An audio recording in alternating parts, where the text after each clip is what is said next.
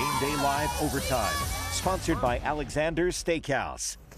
Welcome back to Game Day Live Overtime. Now time to take a deeper dive into some of the big games of the night. And joining us from our Twin Cities newsroom is Steve Cease of WZND Radio. You can follow him on Twitter at ProfCease for score updates. Steve covered tonight's matchup between Normal West and Bloomington. We may not see a better game all year. West controls the first half, Bloomington the second half, and the Purple Raiders make the plays to win at the end. Yeah, Kurt, West led this game almost the entire time. Went into halftime up 21-12. They added another touchdown early in the third quarter as Drew Mangrum found Cody Mulbauer for the second time early in that third quarter. So down 27-12, Bloomington would get the ball. They'd get hot on both sides of the ball.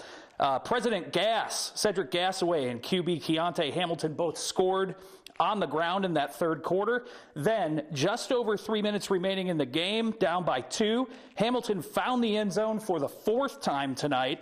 On the Wildcats' last possession, Jordan Norton, intercepting West quarterback Drew Mangrum to seal the victory for the Purple Raiders. And we're going to see some of those highlights now, Steve. The Raiders are making plays. They rallied to beat U-High. They rallied to beat West. I guess this says a lot about what this team is all about.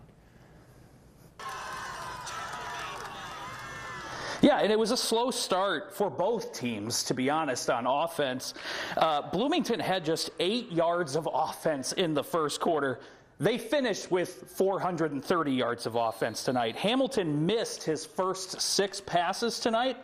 After that, he went 9 for 12 for a $142 through the air, had a touchdown to Jamari Sutton, and a $116 on the ground, again with those 3 touchdowns rushing as well. And honestly, all 3 of those second half incompletions were drops by his receiving core. So Hamilton really had to have been the player of the game tonight. Yeah, for sure, with 4 touchdowns, 1 passing, and 3 rushing. Okay, let's just take a zoom out a little bit, big picture here. We see what the Raiders are doing.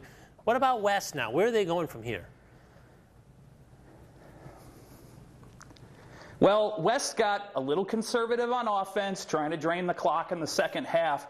They honestly didn't look bad. Bloomington just played a lot better in that second half. Both teams moving forward have to work on discipline issues. Most of the struggles on offense for these two teams came from receiver drops, and we had 18 penalties tonight. Not just, false starts, but we had some really bad personal fouls in this game for 160 yards. So Bloomington's got almost a bye week. They got Urbana next week, and then they have to go play Normal Community at their house. Doesn't get any easier for Normal West. They're on the road at Peoria next week. Yeah, a couple of big games on the horizon. Thanks, Steve, for your analysis. Now we're going to send it over across our studio to Patrick Cunningham for our second big matchup of the evening. Thank you, Kurt. We welcome to the studio Jonathan Michael of Clutch Sports Media, who covered Peak and Washington tonight.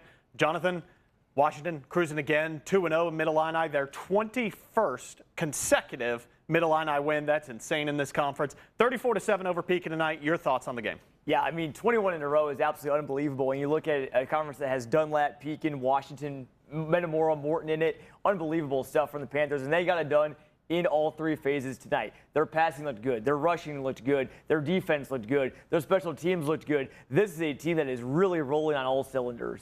All right, first let's talk about that defense. They have only allowed, I believe, 7 points in their 2 Middle-Illini games. Shut out Metamora last week. Allowed a late touchdown tonight when they were already up 34-0 against Pekin. You know, who has really stood out to you on their defense? Yeah, I mean, Will Freeman is kind of the heart and soul of that defense for them. Again, at linebacker, he's a returning starter for them, and just it's such a great player on both sides of the ball for him. On the defensive line, again, they've got a lot of guys, a lot of newer guys on that defensive line. Evan DC at running back and linebacker, has stepped up pretty big as well. So again, every time you run against Washington, it's like a wrecking ball that hits the building and the bricks don't crumble. They just run right up the middle all game long, and Washington will stop it pretty much every single time. You can hardly wear this team down. All right, Pekin obviously missing Dylan Anderson at wide receiver. He's out with an injury. You know, who tried to fill his shoes?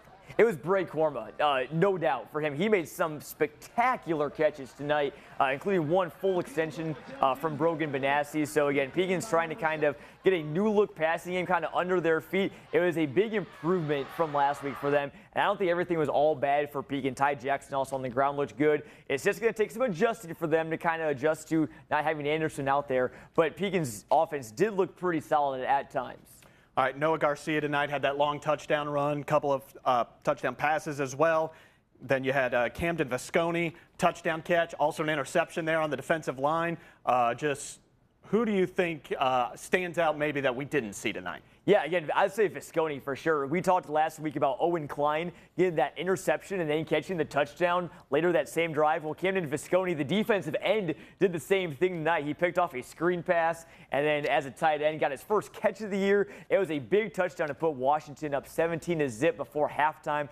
They would go on to receive the second half kickoff. They scored on that drive, that 75-yard run from Garcia. And from them, that was the biggest turning point in that game. Well, not only that, there was also the fumble by Washington in the red zone that kept it 10-0. Pekin went down the field, got about that 40-yard catch, and then that interception just really changed the momentum of the game. Jonathan, we appreciate your insight. Can't believe we're nearly halfway through the regular season. Unbelievable. Unreal. Just flies by every year.